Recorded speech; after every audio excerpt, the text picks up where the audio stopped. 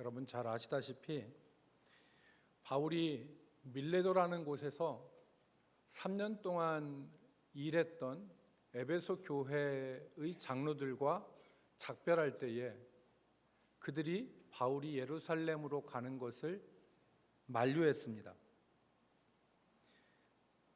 잘 아시다시피 사도행전 20장 22절로 24절에 보면 바울이 이에 대해서 한 말이 나오는데 거기 그렇게 기록됩니다. 보라, 이제 나는 성령에 매여 예루살렘으로 가는데 거기서 무슨 일을 당할지 알지 못하노라.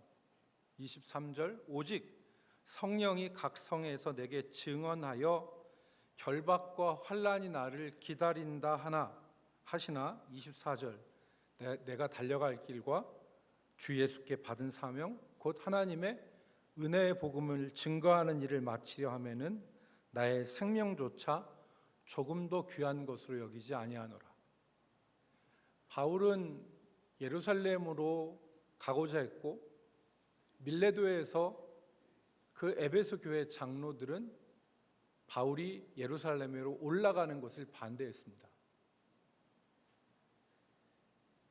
바울이 이 밀레도를 떠나서 배를 타고 지중해를 건너서 두로라고 하는 이 유대 북쪽에 있는 두로라고 하는 이 항구 도시에 이르렀을 때 거기서도 두로에 있는 제자들이 바울이 예루살렘으로 가는 것을 만류했습니다.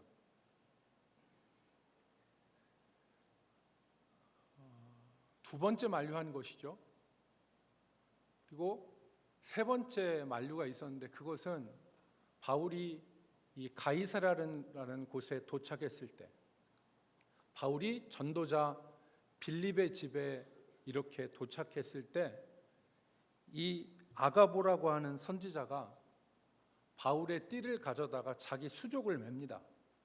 자기 수족을 매면서 예언하기를 유대인들이 이 띠의 임자를 이렇게 결박하여 이방인들에게 넘겨줄 것이다 라고 예언을 합니다. 그러니까 바울이 결박되어진다는 것을 예언한 것이죠. 그럼에도 바울은 예루살렘으로 올라가고자 했습니다. 가이사랴에 있는 제자들이 울면서 바울을 올라가지 말라고 말렸음에도 불구하고 바울은 기어코 예루살렘으로 올라갔습니다. 그래서 사도행전 21장 13절 말씀에 보면 바울이 대답하되 여러분이 어찌하여 울어 내 마음을 상하게 하였느냐. 나는 주 예수의 이름을 위하여 결박을 당할 뿐 아니라 예루살렘에서 죽을 것도 각오하였노라. 이게 바울의 심정이었습니다. 왜 바울은 한사코 예루살렘으로 올라가려고 했을까요? 왜 바울은 성령께서 환난과 결박이 예루살렘에서 자신을 기다리고 그리고 많은 사람들이 눈물로 바울을 말렸음에도 불구하고 왜 바울은 한사코 예루살렘으로 올라가려고 했던 것일까요? 오늘 우리가 읽은 23장 11절 말씀에 그 답을 찾을 수가 있습니다. 23장 11절 말씀에 보면 그날 밤에 주께서 바울 곁에 서서 이르시되 담대하라 내가 예루살렘에서 나의 일을 증언한 것 같이 로마에서도 증언하여야 하리라 하시니라. 바울이 예루살렘으로 한사코 올라가고자 했던 것은 그리스도의 일을 증언하기 위해서 올라간 것입니다. 주께서 자기에게 행하신 일과 또 그리스도 안에서 자기가 누린 생명과 능력을 전하기 위해서 바울은 예루살렘으로 올라가고자 했던 것입니다. 오늘 저는 여러분들과 함께 예루살렘에서 바울에게 어떤 일이 있었는지, 그리고 두 번째는 이 바울이 그 가운데서 얼마나 애쓰고 얼마나 수고했는지, 그리고 세 번째는 이 말씀을 통해서 우리 자신을 향하신 하나님의 뜻을 같이 생각해 보고자 합니다. 첫 번째로 예루살렘에서는 무슨 일이 있었나? 오늘 우리가 읽은 이 21장, 22장, 23장은 바울이 예루살렘에 도착하고 나서 열흘 동안에 벌어진 일들을 기록하고 있습니다. 바울은 맨 처음에 예루살렘에 도착해서 주의 동생 야고보를 만납니다. 그 당시에 예루살렘 교회를 이끌었던 지도자가 야고보였기 때문에, 그래서 이 야고보와 장로들을 만나서 자기가 지금까지 이방에서 행했던 일들, 하나님께서 이방에서 하신 일들을 설명을 하고 다 함께 하나님께 영광을 돌리며 기뻐했습니다. 그렇게 바울은 이제 예루살렘에 도착해서 처음 일정을 마쳤습니다. 성경에는 중요한 얘기가 나오는데 오늘 본문과는 크게 관련이 없어서 생략하고, 바울이 예루살렘에 도착해서 제9일 되는 시점에서 문제가 터졌습니다. 이게 무슨 문제냐면 폭약에 뇌관이 터지듯이 문제가 터졌는데, 그게 바로 무엇이냐면 아시아에서, 여기서 아시아라고 하는 것은 에베소를 비롯한 소아시아를 말하죠. 그 에베소에서 올라온 사람들인 것 같은데, 아시아에서 온 유대인들이 바울이 성전에 있을 때 바울을 향하여 고발을 합니다. 저 사람이 성전을 더럽혔다고. 그러니까 성전을 더럽혔다는 얘기는 여러분, 우리가 복음서에서도 확인할 수 있듯이 예루살렘 성전은 구역이 정해져 있어요. 그래서 아무나 다 아무 데를 돌아다닐 수 있는 게 아니었죠. 이방인들은 이방인의 뜰에만 가야 되고, 여인들은 여인들의 뜰 그 구역에만 가야 되고, 남자들은 유대인의 뜰이라고 하는 곳에 접근할 수 있었습니다. 거기가 성전에 제일 가까운 곳이었죠. 지성소와 성소가 있는. 그래서 이방인들은 결코 유대인들이 가는 그 지역에 들어갈 수 없었어요. 그래서 에베소서에 여러분 뭐라고 합니까? 이방인과 유대인 사이에 막힌 담을 허셔서 둘이 원수된 것을 화평케 하셨다고 그랬죠. 그 막힌 담이 뭐냐? 이 이방인들과 유대인들 사이에 성전에 못 들어가도록 담이 쳐져 있었어요. 그리고 거기에 팻말이 붙어 있습니다. 이 선을 넘는 자는 반드시 죽임을 당한다. 오늘날 우리가 지금은 다 사라졌죠. 옛날에 그 문화동 충대 앞에 보면 미군 부대 같은 군수창 같은 게 있었잖아요. 그럼 거기에 뭐냐면 접근 금지 써 있어요. 여기 군사 시절에 넘어오는 자는 죽을 수도 있다. 그런 게 써 있었잖아요. 마치 그것처럼 성전 담에 이 선을 넘어오는 자는 반드시 죽임을 당한다. 그래서 못 들어오게 한 거예요. 왜냐하면 유대인들의 생각에는 이방인들이 그 하나님의 성전을 밟는 것 자체가 성전을 더럽히는 거라고 생각했어요. 그래서 유대인 이 바울이 이 성전 안에 있었는데, 아시아에서 온 유대인들이 바울과 함께 이방인들이 이 성전에 들어왔다는 거예요. 그러니까 유대인들이 경로에서 바울의 멱살을 잡고 바울을 끌어서 성전 밖으로 데리고 나옵니다. 그리고서 바울을 거기서 때리죠. 죽이고자 한 것입니다. 바울의 생명이 위태로웠어요. 그런데 여러분, 여기가 지금 어디라고요? 성전이라고요.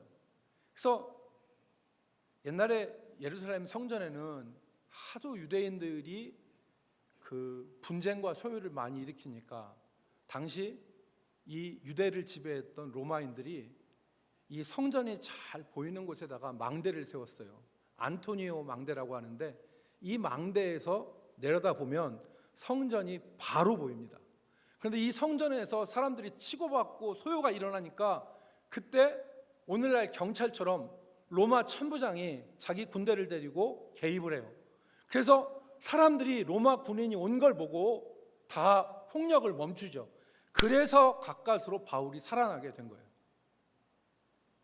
여러분, 이 험악한 사태, 이 가운데 이 유대인들은 바울을 틈만 나면 죽이고자 했어요.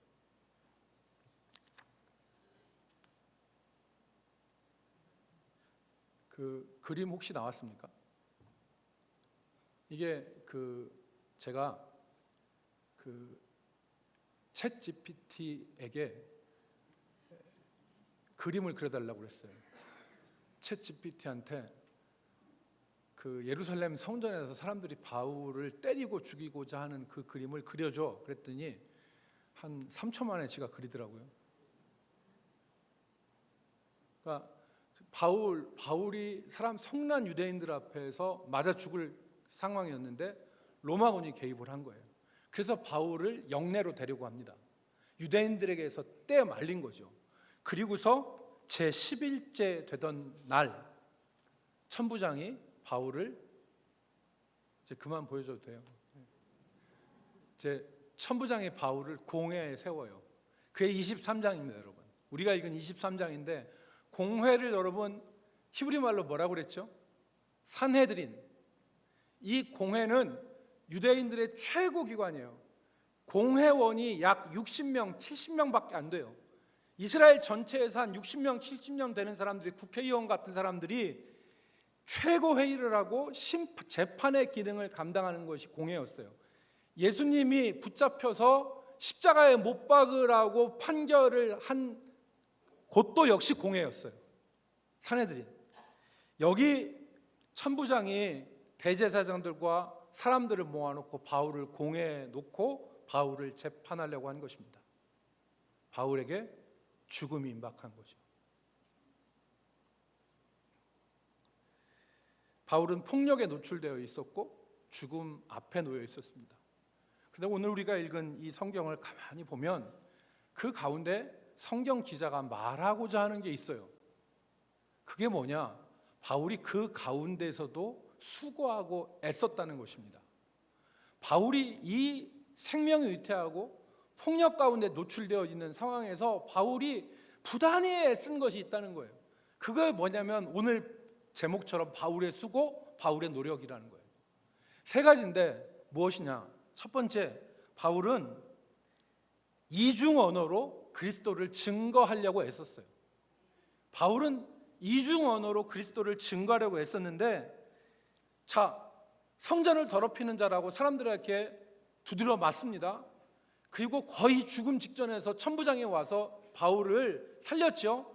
그때 바울이 천부장한테 얘기를 합니다. 내가 당신에게 말할 수 있습니까? 이 말을 했는데, 이 말을 할 때 지금 천부장이 뭐라고 얘기하냐면 바울에게 네가 헬란 말을 할 줄 아느냐? 이렇게 물었어요. 이게 무슨 말입니까? 바울이 지금 천부장에게 무슨 언어로 얘기했다는 거예요?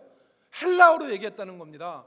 그 당시에 만국 공통어였던 헬라어로 바울이 천부장에 얘기한 거예요. 지금 바울이 있는 곳이 어디예요? 유대 예루살렘입니다. 여기에 통용되는 언어는 히브리어예요. 근데 바울은 헬라어로 천부장한테 얘기한 거예요. 내가 당신에게 말할 수 있습니까? 그랬더니 천부장이 네가 헬라 말을 할 줄 아느냐? 그래서 바울이 얘기하죠. 내가 백성들한테 얘기를 좀 하게 해주십시오. 그랬더니 천부장이 허락을 해요. 그리고서 오늘 22장에서 바울이 백성들을 조용히 시킨 이후에 백성들에게 연설을 하는 거예요. 그때 바울이 백성들을 조용히 시킨 다음에 백성들에게 한 말은 무슨 말로 했냐면 히브리 언어로 얘기했어요. 여러분, 지금 상황이 어떤 상황입니까? 마저 죽는 상황이에요. 마저 죽는 상황인데 천부장한테 머리를 굴려서 내가 당신에게 말을 할 수 있고 이 백성들에게 얘기할 수 있습니까? 헬라어로 말하고, 백성들이 조용한 다음에는 히브리어로 말하고. 이거는 바울이 이중 언어로 복음을 증거하려고 부단히 애쓴 거예요. 두 번째는 바울의 연설을 통해서 그리스도를 증거하려고 애썼어요. 여러분, 오늘 22장에 보면은 바울이 백성들을 조용히 시키고 나서 연설을 합니다. 그게 우리가 잘 아는 사도행전 9장에 나오는 다메섹 사건을 다시 한번 얘기하는 거죠. 내가 이전에는 어떤 사람이었고, 내가 이전에는 복음을 반대하는 사람이었고, 내가 이전에는 예수 믿는 사람들을 잡아 가두는 데 앞장섰던 사람이고, 내가 그래서 다메섹의 대제사장의 이 증서를 가지고 다메섹에 있는 사람들을 체포하러 가던 사람이었고, 그런데 내가 어떻게 예수 그리스도를 만났고 예수 그리스도께서 나를 어떻게 구원하셨는지, 세 번째로는 그 하나님이 나에게 어떤 사명을 주셔서 내가 어떻게 살았는지, 이 얘기를 22장 1절부터 쭉 해요. 여러분, 이 얘기는 제가 생각할 때 커피 한 잔 앞에다 두고 조용하고 평화롭게 얘기해야지 맞는 얘기예요. 그렇지 않습니까? 내가 어떤 사람이었고, 내가 어떻게 예수를 믿고 하나님께서 나에게 어떤 일을 시키셨는지 내 얘기 한번 들어봐. 자, 커피 한잔 할까? 라고 하면서 커피 앞에 놓고 얘기해야 되는 게 이 주제에 맞는 얘기예요. 근데 지금 어느 순간이라고요? 바울은 지금 마저 죽고 곧 있으면은 이제 공회에서 예수님처럼 사형 언도를 당할 시점에 있는 거죠. 그런데 바울은 이 연설을 통해서 정말 세상 말로 쥐어 터지고 성난 군중과 폭도들 앞에서 서 있는 바울인데, 바울은 이 연설을 통해서 그리스도를 증거하려고 수고하고 애쓰고 노력했던 거예요. 세 번째, 바울은 자신의 지혜를 동원해요. 여러분, 오늘 본문에 보니까 천부장이 바울이 형제들아, 나는 지금까지 하나님 앞에서 양심으로 하나님을 섬겼다 그랬더니 대제사장이 곁에 있는 사람들에게 바울의 입을 쳐라 그랬어요. 그러니까 곁에 있는 사람이 지금 우리가 하는 것처럼 싸대기를 때리듯이 바울의 입을 때렸을 거 아닙니까? 바울이 지금 입을 막고 지금 대제사장에게 네가 율법으로 나를 심판한다고 하더니 율법을 어기고 나를 이렇게 신문하느냐. 율법은 뭐냐면 어떤 사람이 확정이 되기, 죄인으로서 확정되기 전에는 그 사람을 죄인으로 추정하지 않는 게 원칙이에요. 지금 바울은 두세 증인이 있어서 죄인으로 확정이 안 됐어요. 그런데 지금 대제사장은 바울 옆에 있는 사람 자기 귀에 거슬린다고 바울을 입을 때렸어요. 이게 무슨 말이냐면 이 재판은 벌써 결정이 되어 있는 재판이에요. 무슨 재판? 바울을 죽이고자 하는 결정. 여러분, 예수님이 이 산헤드린 공회 앞에서 어떻게 하셨습니까? 목요일 날 저녁에 끌려가서 대제사장들과 공회 앞에서 신문을 받으시고 금요일 9시에 십자가에 달리셨어요. 목요일 밤에 공회에 쓰시고 금요일 9시에 24시간도 안 지나서 예수님이 십자가에 달리셨어요. 그게 공회예요. 그게 산헤드린이에요. 그러니까 바울이 이때 지혜를 하나 발생하죠. 그게 뭐냐면 가만히 보니까 이 60-70명 되는 공회원 가운데 바리새인이 있고 사두개인이 있는 거예요. 바리새인은, 바울은 그래서 자기에게 얘기하죠. 나는 바리새인이다. 내가 죽는 자의 부활을 얘기하는 소망으로 이런 신문을 받는다. 그러니까 그 가운데 있던 바리새인들이 바울을 동정하기 시작했어요. 사두개인들은 부활도 없고 천사도 없고 영도 없다고 하는데 바리새인들은 부활을 믿고 천사도 믿고 영을 믿었거든요. 그러니까 이 둘이 서로 의견이 나눈 거예요. 그래서 서로 갈려서 옥신각신하니까 천부장이 바울을 끌고 영내로 다시 들어갑니다. 그래서 바울이 생명을 건졌어요. 어떤 사람들은 이렇게 얘기합니다. 바울이 비열한 이 나눔 전략으로 자기의 생명을 구했다. 그런데 그렇지 않습니다. 왜냐하면 여러분, 바울이 살려고 노력했다면 3번이나 만류했던 애시당초 예루살렘으로 가지 않았어야 됩니다. 그리고 바울은 자기의 생명을 건지기 위해서 한 것이 아니라 우리가 살펴본 대로 주의 일을 증거하기 위해서 그의 지혜로 애쓰고 수고한 것입니다.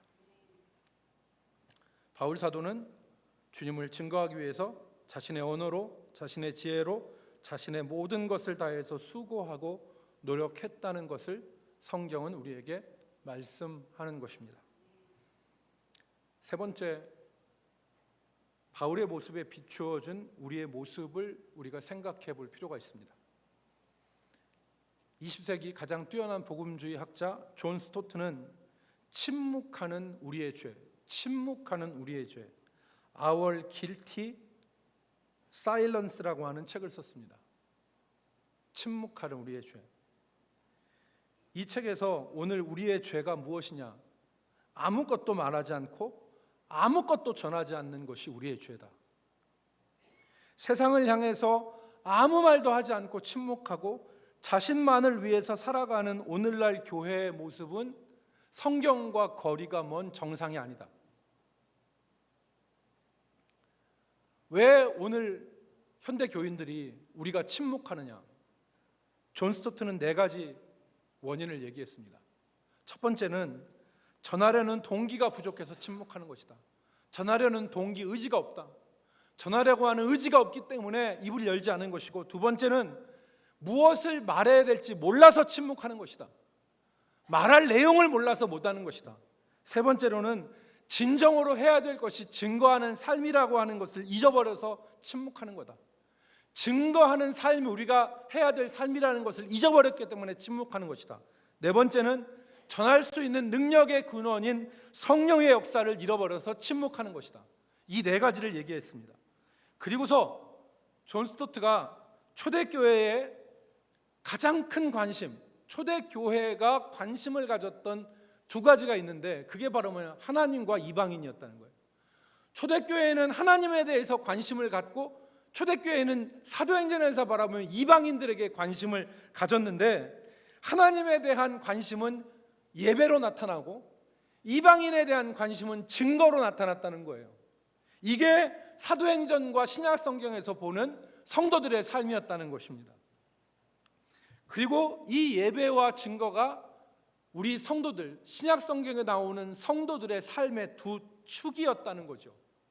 그런데 오늘날 교회는 예배는 잘 드린다고 하지만 증거하는 삶은 거의 포기하다시피 하고 있습니다. 지금부터 한 200년 전에 1865년 6월에 영국 런던 아래쪽에 보면 영국 남부에 브라이튼이라고 하는 곳이 있는데, 이 브라이튼이라는 곳에서 한 교회에서 예배 드리던 그 중국 선교의 아버지 허드슨 테일러가, 중국 내지 선교회를 창설했던 허드슨 테일러가 예배 드리다가 답답함을 금할 수 없었다고 합니다. 왜 그랬느냐? 거기 1000여 명의 사람들이 앉아서 예배를 드렸는데 모두가 다 자기 만족에 빠져서 찬송가를 부르고 자기 만족을 위해서 예배하는 그 회중들을 바라보고 참을 수가 없었다고 합니다. 이때 당시에 허드슨 테일러가 자기의 주변을 바라보고 적어놓은 글이 있습니다. 그게 아래와 같습니다. 회중성마다 장사를 잘하는 수염 기른 상인들, 가게 주인들, 방문객들, 패티코트를 넣은 치마. 패티코트가 뭐냐면, 여러분 그 유럽 사람들 그 연회 같은 데 가면 이 치마가 이렇게 원형으로 이렇게 둥글게 붙어있잖아요. 그래서 치마의 틀을 잡아주는 속 치마를 패티코트라고 하는데, 이 패티코트를 넣은 치마에다가 모자를 쓰고 새침하게 입는 부인네들, 말갛게 씻은 얼굴에 좀이 쑤지는 것을 잘 참도록 교육받은 아이들이 앉아 있었다. 그는 점잔 빼고 있는 경건한 분위기에 넌더리가 났다.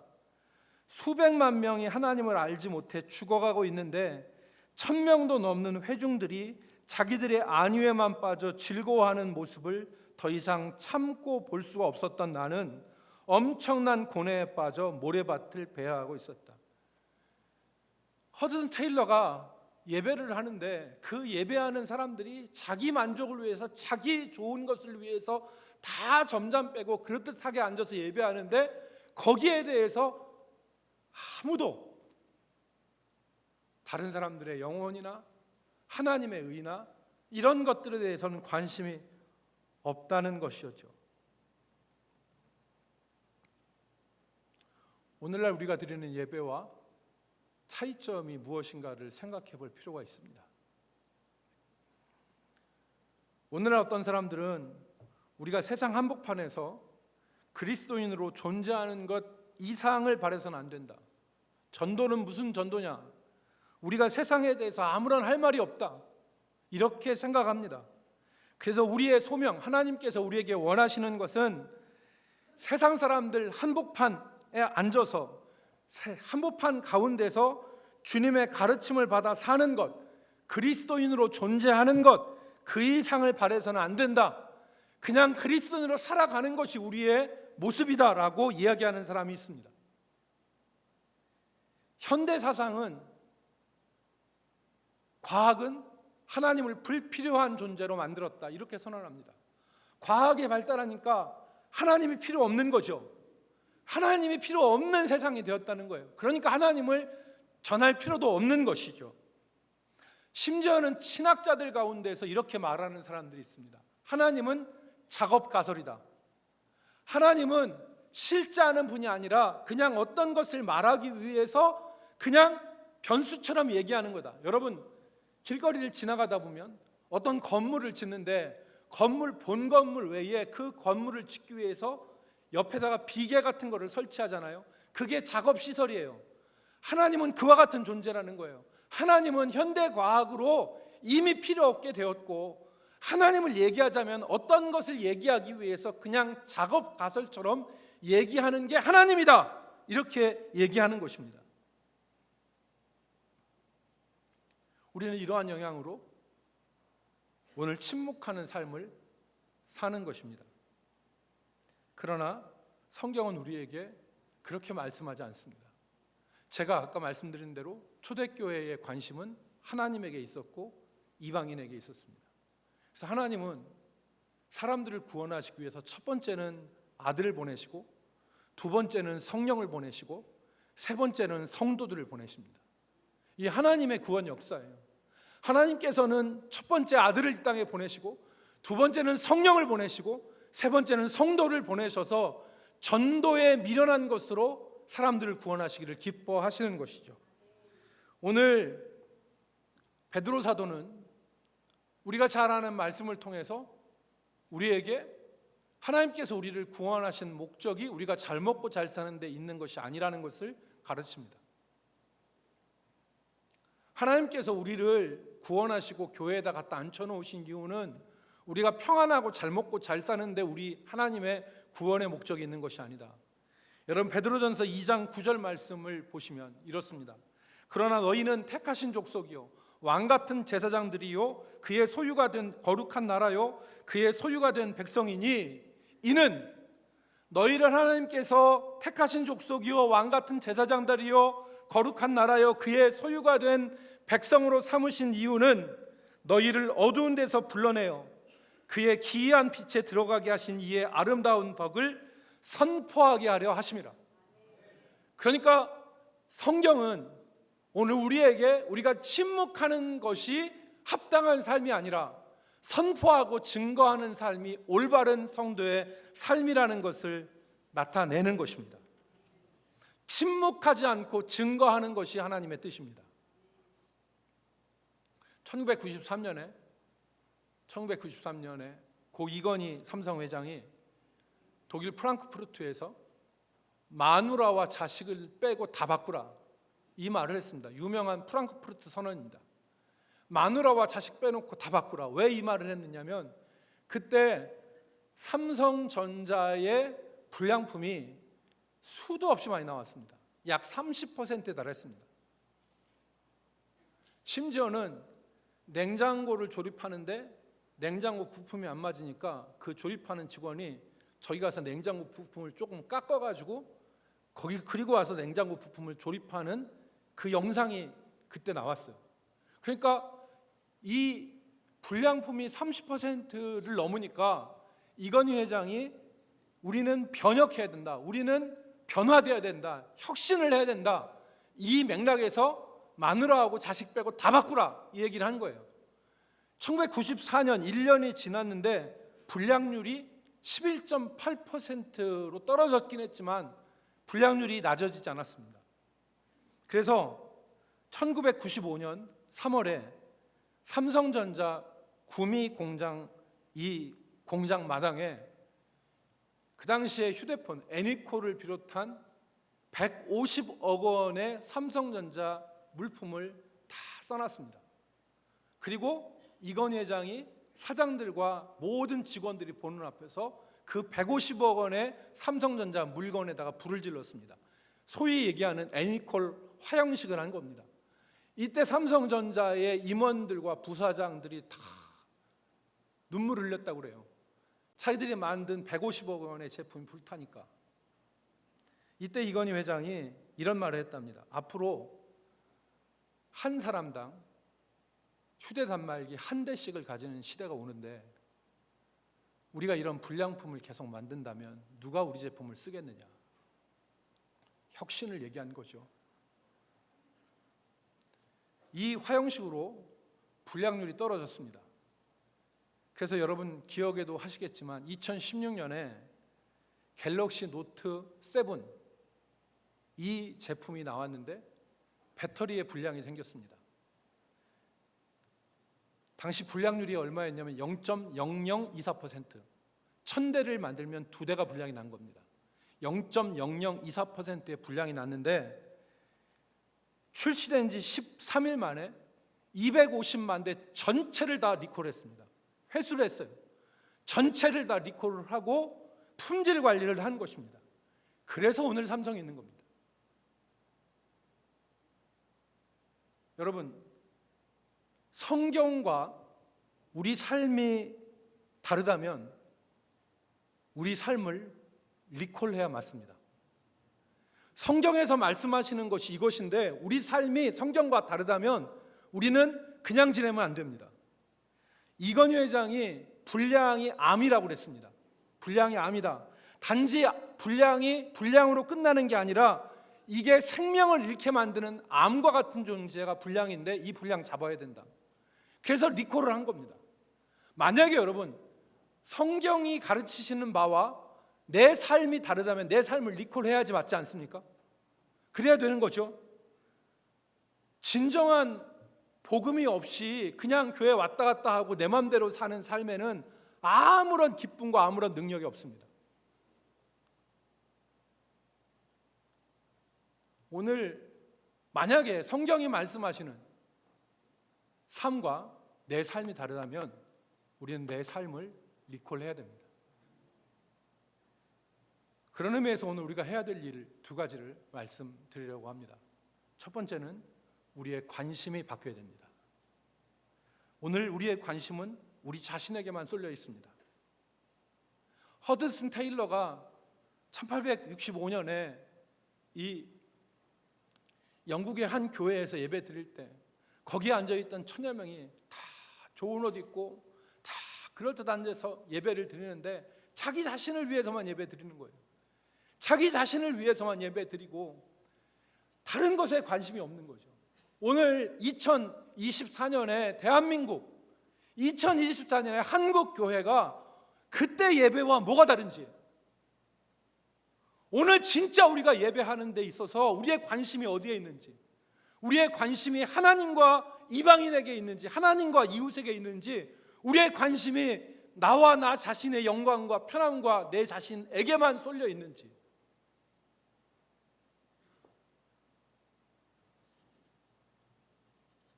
속도보다 중요한 게 방향이라고 그랬습니다. 양보다 중요한 게 질이라고 하죠.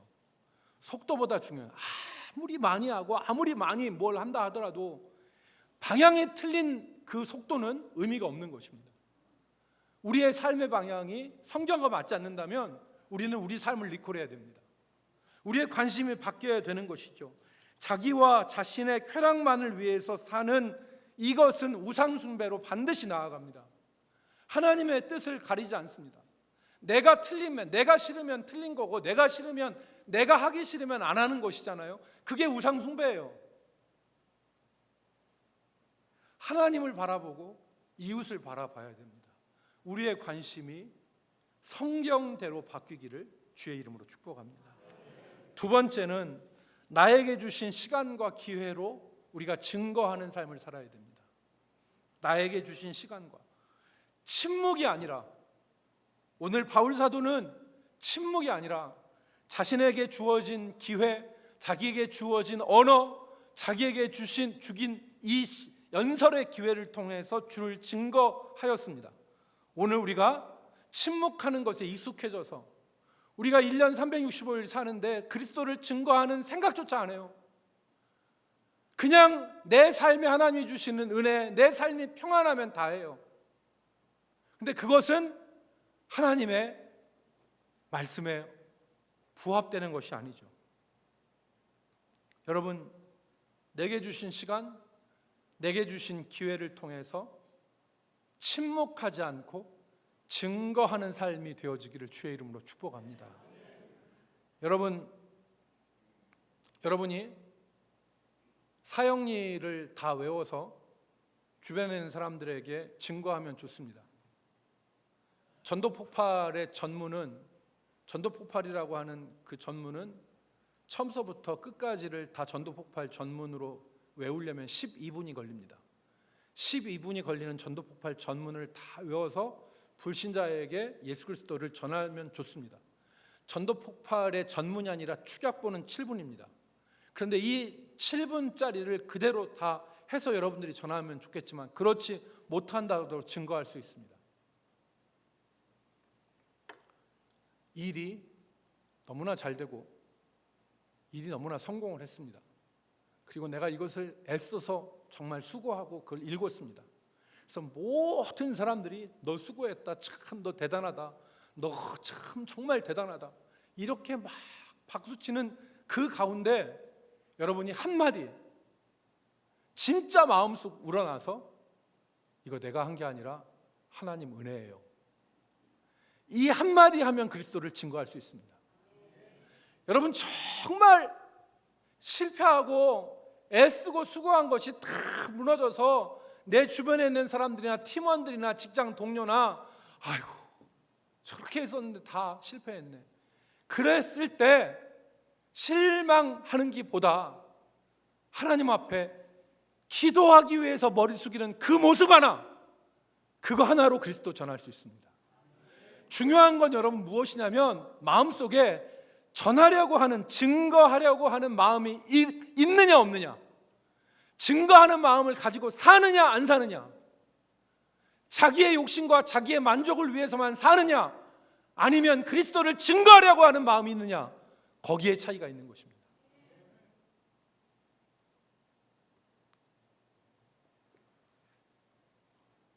우리 교회 성도 한 분이 어렵게 가게를 하나 오픈을 했습니다. 그래서 오픈을 하는데 가서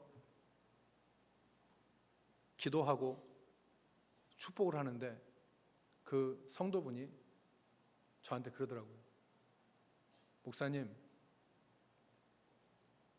이거 저 먹고 살기 위해서 하는 것도 있지만 진짜 저는 이 사업을 통해서 선교하고 하나님 증거하고 싶어요, 그러더라고요. 제 마음속에 그분이 얘기하는 게 그냥 입에 발린 말이 아니라 진짜 저 사람의 중심이 이 사업을 통해서 선교하고 하나님을 증거하고자 하는 그 진심이 전달되더라고요. 여러분, 나에게 주신 기회와 시간으로 증거하는 삶을 살아가시기를 주의 이름으로 축복합니다. 우리가 우리 주변에 있는 사람들에게 여러분 마음이 없는 입으로 하는 전도, 중심이 없이 증거하는 형식적인 전도 아무 소용없습니다. 말을 잘 못해도, 말주변이 없어도 이 사람에게 그리스도를 증거하겠다고 하는 그 마음, 그거면 충분합니다. 오늘 우리가 침묵하는 죄, 하나님 없이도 살 수 있다고 하는 교만, 자신의 영광과 자신의 유익을 위해서만 달려가는 모습들을 리콜하고 우리를 불러서 구원의 은혜와 덕을 선포하게 하시는 하나님의 뜻대로 살아가는 저와 여러분이 되기를 주의 이름으로 축복합니다. 거룩하신 하나님, 오늘 우리의 삶의 변화가 일어나게 하여 주시고 하나님의 말씀과 동떨어진 삶의 자리에서 하나님의 말씀의 길로 나아갈 수 있는 저희가 되게 하여 주옵소서. 예수 그리스도의 이름으로 기도 올리옵나이다.